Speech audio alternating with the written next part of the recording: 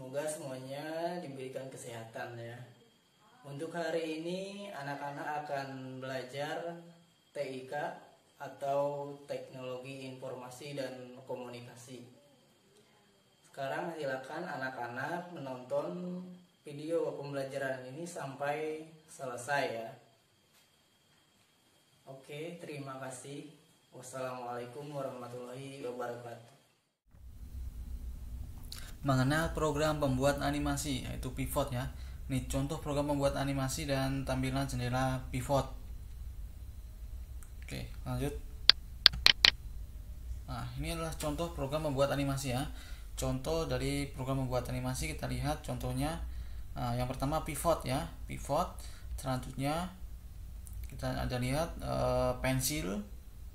Di sini contoh program membuat animasi ada pivot, pensil, terus ada lagi Swiss ya, Swiss.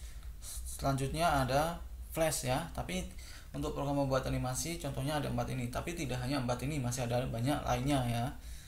Oke, kita lihat pivot dan pensil. Pivot dan pensil itu adalah program pembuat animasi yang gratis ya. Kalau kita mau download kita bisa gratis dipakai sesuka kita ya. Kita mau menambahkan atau mengurangi gratis ya, istilahnya kayak gitu. Nah, kita lihat Swiss dan Flash. Swiss dan Flash itu berbayar ya. Kalau kita download tidak ada bisa muncul watermark atau apa tampilannya itu ya. Karena dia kalau mau kita pakai kita harus mengeluarkan uang atau berbayar, istilahnya seperti itu. Oke, selanjutnya. Nah, selanjutnya kita lihat. Nah, ini adalah tampilan dari program membuat animasi pivot ya. Selanjutnya ini adalah tampilan dari program membuat animasi Flash ya. Oke, ini adalah tampilan dari program membuat animasi Swiss ya. Dan yang terakhir ini adalah tampilan dari program membuat animasi pensil ya. Oke, selanjutnya kita akan membahas tentang tampilan jendela pivot. Oke, kita lihat ini adalah tampilan jendela pivot ya. Ini bisa dilihat bagaimana tampilan jendela pivot dan banyak fitur-fitur yang bisa dipakai atau digunakan. Kita lihat, kita pelajari lebih detail. Oke, yang pertama, ini adalah file, option, dan help ya. File, option, dan help ini atau bisa dikenal dengan nama menu bar ya. Menu bar itu adalah deretan menu untuk menjalankan perintah ya. Selanjutnya, ini adalah frame ya, bingkai gambar. Nah, kalau kita membuat animasi pasti muncul di sini. Semakin banyak frame berarti semakin lama ya animasi itu berjalan ya. Oke, ini adalah frame ya. Oke, selanjutnya, ini adalah checklist. Yang di checklist ini namanya tombol repeat ya. Repeat ini kegunaannya untuk menjalankan animasi berulang-ulang ya.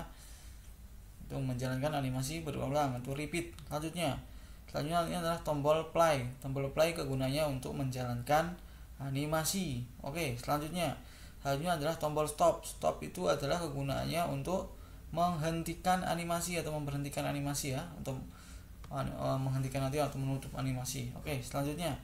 Nah, ini adalah tombol slider. Slider itu mengatur gerakan animasi. Mengatur gerakan animasi itu bisa lambat, bisa cepat ya. Ini standarnya adalah 12 ya. Kalau 0 berarti animasinya tidak bergerak. Semakin banyak slidernya berarti semakin cepat gitu ya. Kalau 0 berarti nggak gerak. Ini standarnya 12. Oke, selanjutnya ini adalah tombol delete. Delete itu untuk menghapus objek ya. Delete itu untuk menghapus objek. Oke, selanjutnya ini adalah tombol center. Center itu untuk memindahkan objek ke tengah ya. Kalau ada objek misalnya di pinggir, kita klik center berarti otomatis objek itu akan ke tengah ya. Oke, selanjutnya tombol color. Tombol color itu untuk mewarnai objek ya. Atau objek itu stickman itu bisa diwarnai dengan pilih color ya. Oke, selanjutnya ini adalah tombol edit. Edit itu untuk mengubah objek ya, atau mengurangi atau menambah objeknya ya. Oke, selanjutnya tombol flip. Nah, flip itu mengubah arah objek ya. Bisa diubah misalnya ke kanan, diubah ke kiri, ke atas, bisa diubah ke bawah atau sebaliknya seperti itu. Oke, ini adalah tombol atau kotak slider ya. Kotak scale ya, kotak scale. Kotak scale ini mengubah ukuran objek ya. Kotak scale. Berarti ini misalnya stickman ini adalah ukurannya 100, kita bisa perkecil menjadi 50, berarti stickman ini ukurannya kecil gitu ya. Oke, seperti itu ya.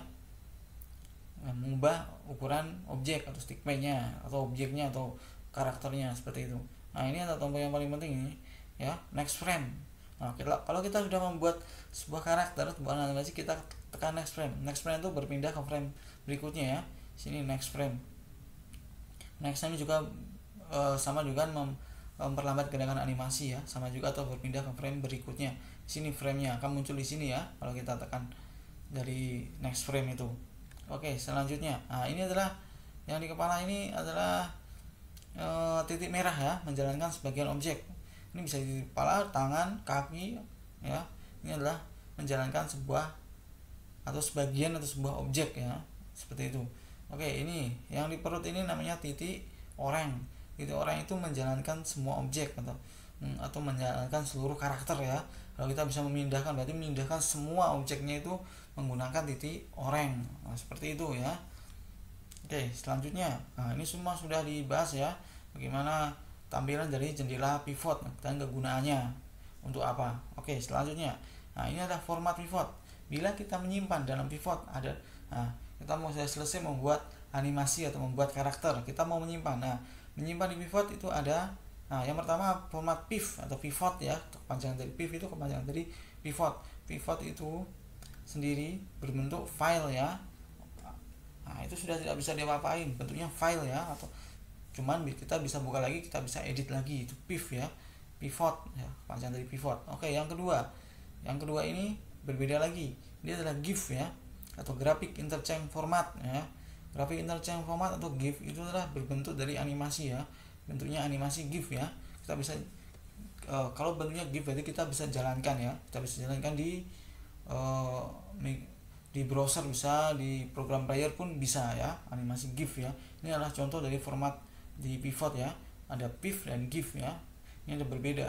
Jika kalian mau bikin langsung jadi animasi berarti pilihnya GIF, kalau mau jadi masih mau diedit lagi GIF, inilah pilihnya PIV. Nah, seperti itu ya. Oke, terima kasih sudah menyaksikan atau menonton tutorial saya. Semoga pembelajaran ini bermanfaat buat kita semua ya. Terima kasih.